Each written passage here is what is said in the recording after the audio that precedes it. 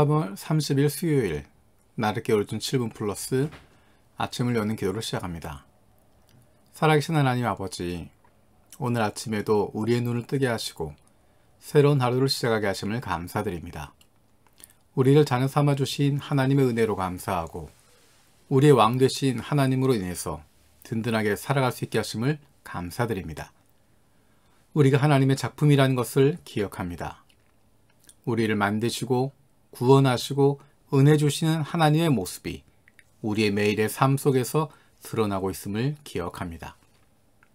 코로나로 어려움을 겪고 있는 많은 자녀들과 가정들이 있습니다. 이들의 육체적, 정신적 그리고 영적인 회복을 주시옵소서.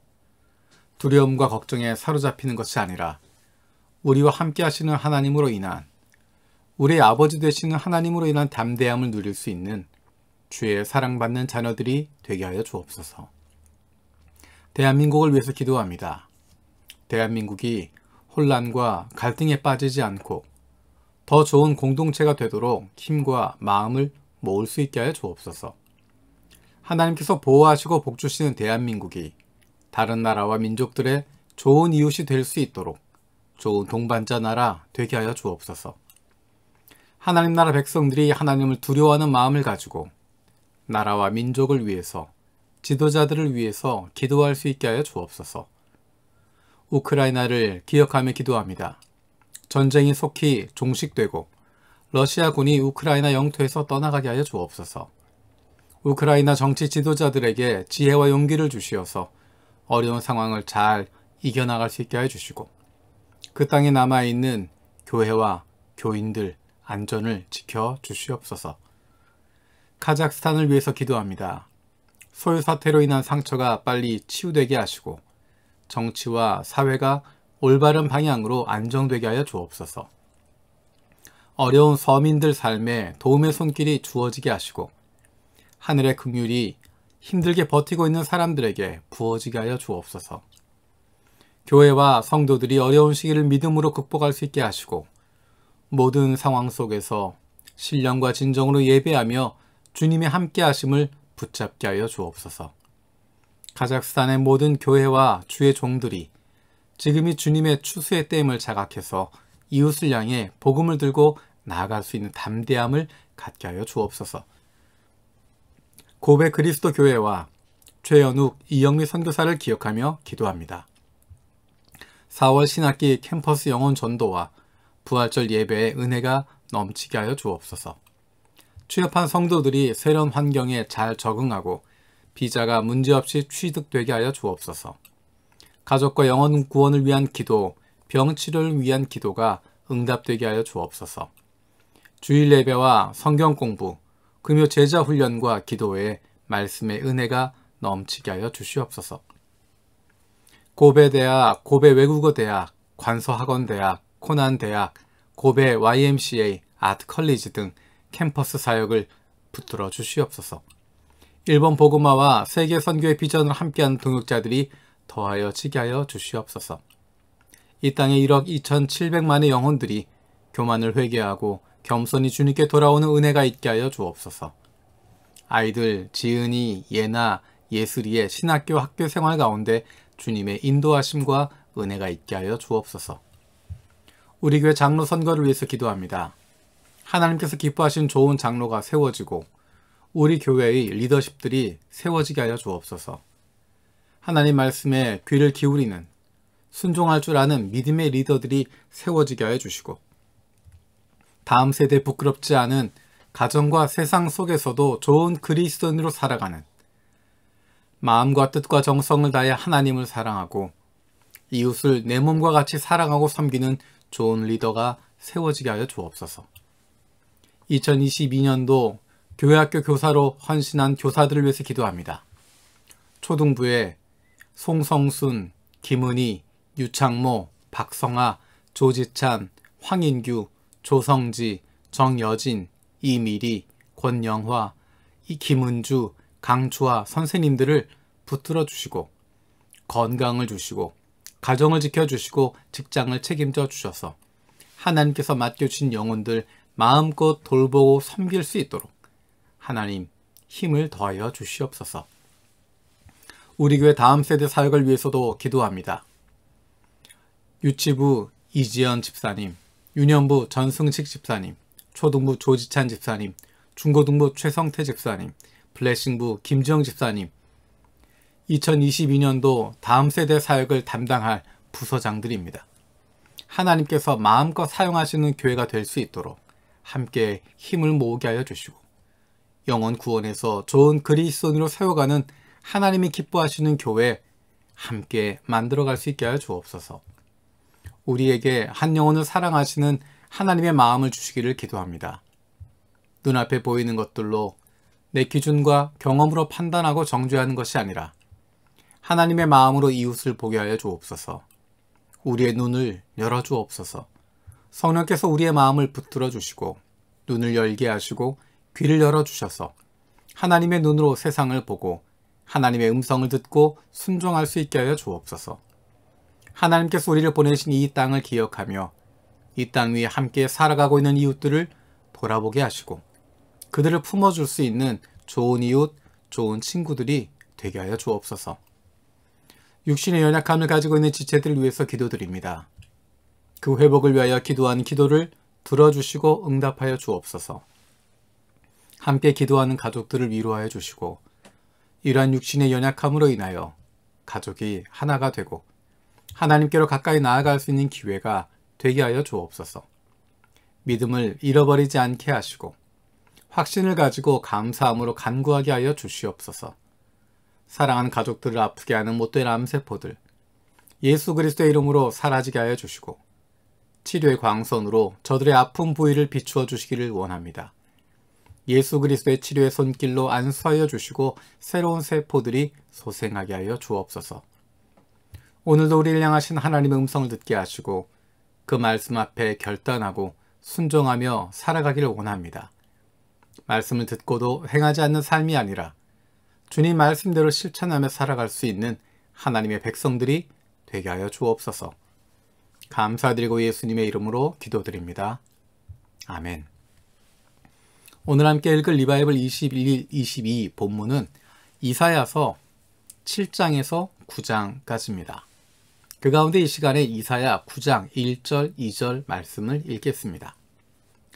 어둠 속에서 고통받던 백성에게서 어둠이 거칠 날이 온다. 옛적에는 주님께서 스불론 땅과 납달리 땅으로 멸시를 받게 버려두셨으나 그 뒤로는 주님께서 서쪽 지중해로부터 요단강 동쪽 지역에 이르기까지 그리고 이방 사람이 살고 있는 갈릴리 지역까지 이 모든 지역을 영화롭게 하실 것이다. 어둠 속에 헤매던 백성이 큰 빛을 보았고 죽음의 그림자가 드리운 땅에 사는 사람들에게 빛이 비쳤다.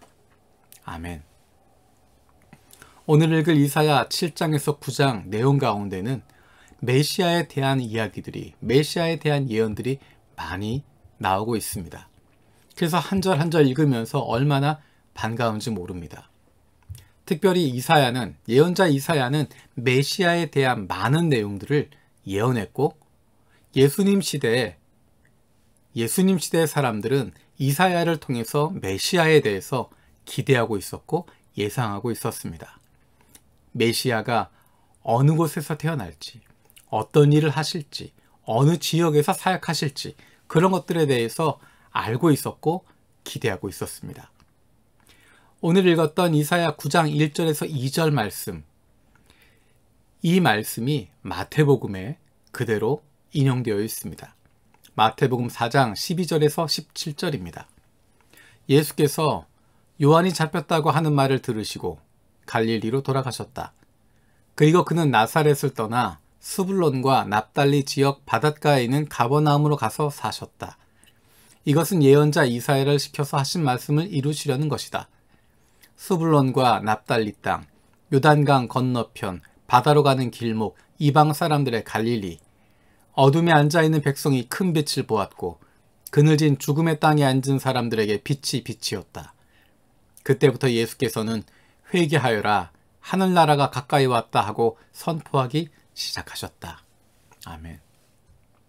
어둠 속에 고통받는 백성들에게 어둠이 거칠 날이 온다라고 이사야를 통해서 말씀하셨는데 예수님께서 그것을 행하고 계십니다. 그늘진 죽음의 땅에 앉은 이들에게 빛이 비추었다라고 이야기하는데 그 빛이 임하게 됩니다. 놀라운 것은 그 땅이 스불론 땅, 납달리 땅이라고 이야기합니다. 그 땅들은 이스라엘 가운데 가장 북쪽에 있는 땅이었습니다. 그래서 누군가 침범하게 될 때 늘 가장 먼저 짓밟히는 곳입니다. 그래서 이사야에서 이야기할 때 스불론과 납달리 땅, 그리고 서쪽 지중해, 요단강 동편, 이방 사람 살고 있는 갈릴리 지역, 이 지역들은 모두 버림받은 곳이었고 부정적인 곳이었고 힘없는 사람들이 있는 곳, 고통당하고 어려움 가운데 있는 사람들이 있는 지역이었습니다. 그래서 예수님 사시는 때에도 예수님의 시대에도 마찬가지로 그 지역을 일컬어서 어두운 지역이라고 이야기하고 거기에선 인물이 날 수 없다라고 이야기할 정도로 갈릴리 사람이라고 이야기하면 천시받게 되는 지역이었습니다. 그런데 놀라운 것은 이사야에 예언했던 것처럼 어둠 속에 헤매던 백성이 큰 빛을 보았고 죽음의 그림자가 드리운 땅에 사는 사람들에게 빛이 비쳤습니다. 화려하고 능력 있는 예루살렘이 아니라 늘 주목받고 강력하고 아무런 부족함이 없었던 사람들에게가 아니라 어둠 속에 헤매고 있던 백성들에게, 죽음의 그림자가 드리운 땅에 사는 사람들에게, 아무도 주목하지 않고 늘 고통당하고 어려움을 겪고 있는 사람들에게 바로 그것에 빛이 비추었다 말씀하십니다. 그분이 바로 예수 그리스도이십니다. 그 주님이 우리의 인생에 그렇게 빛을 비추어 주셨습니다. 우리의 인생은 어둠 속에 있었고 죽음의 그림자가 드리운 곳이었고 아무도 주목하지 않는 곳이고 아무런 희망이 없는 곳이었습니다. 하지만 거기에 빛이 비추었습니다. 생명의 빛이 비추었습니다. 그것을 보여주고 있는 것이 바로 십자가입니다. 사순절을 보내면서 우리는 우리의 인생에 오신, 우리 인생에 빛을 비추어 주신, 빛으로 오신 예수 그리스도, 그분을 다시 한번 기억하는 것입니다. 저와 여러분들은 화려한 예루살렘이 아니라 늘 주목받고 늘 풍성하고 늘 강력했던 그런 사람들이 아니라 어둠 속에 헤매던 사람들이었고 그늘진 죽음의 땅에 앉아있는 사람들이었고 아무도 주목하지 않고 어떠한 희망도 이야기할 수 없는 사람들이었습니다. 그런데 그런 우리의 인생 가운데 빛이 비추었습니다. 바로 예수 그리스도이십니다. 예수님을 만남으로 말미암아 우리는 생명을 얻게 되었고 우리는 이 땅 위에 살고 있지만 하나님 나라를 누리는 존귀한 존재들로 바뀌게 되었습니다. 그분이 바로 이 땅에 오신, 우리의 인생 가운데 오신 예수 그리스도이십니다. 주님께서 가르쳐 주신 기도로 마치겠습니다. 하늘에 계신 우리 아버지여, 이름이 거룩히 여김을 받으시오며 나라가 임하시오며 뜻이 하늘에서 이루어진 것 같이 땅에서도 이루어지이다. 오늘 우리에게 일용할 양식을 주시옵고 우리가 우리에게 죄 지은 자를 사하여 준 것 같이 우리 죄를 사하여 주시옵고 우리를 시험에 들게 하지 마시옵고 다만 악에서 구하시옵소서. 나라와 권세와 영광이 아버지께 영원히 있사옵나이다. 아멘.